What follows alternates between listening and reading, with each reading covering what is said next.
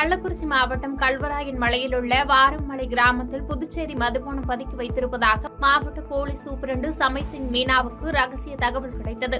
அதன் பெயரில் Kariyalur sub inspector Manikandan தலைமையிலான போலீசார் வாரமலை கிராமத்தில் தீவிர ரெய்டில் ஈடுபட்டனர். அப்பொழுது ஆண்டிமகன் முருகேசன் என்பவரின் வீட்டில் பின்புறத்தில் புதுச்சேரி மாநிலத்தைச் சேர்ந்த மதுபானம் 120 குவார்ட்டர் மற்றும் 120 பீர் மற்றும் 10 லிட்டர் கள்ளச்சாராயம் விற்பனைக்காக பதுக்கி வைக்கப்பட்டிருந்ததை போலீசார் கண்டுபிடித்து பறிமுதல் செய்தனர். மேலும் முருகேசன் என்பவர் மீது போலீசார் வழக்கு பதிவு செய்து அவரையும் தேடி வருகின்றனர். கல்வராயன் மலையில் தொடர்ந்து புதுச்சேரி மதுபானங்கள் பறிமுதல் செய்து வருவது போலீசார் மத்தியில் பெரும் அதிர்ச்சியை ஏற்படுத்தியுள்ளது.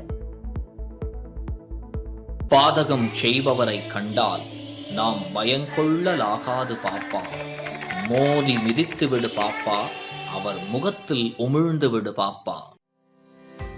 அண்மை செய்திகளை உடனுக்குடன் தெரிந்து கொள்ள இணைந்திருங்கள் இயம்நாடு தொலைக்காட்சியுடன்.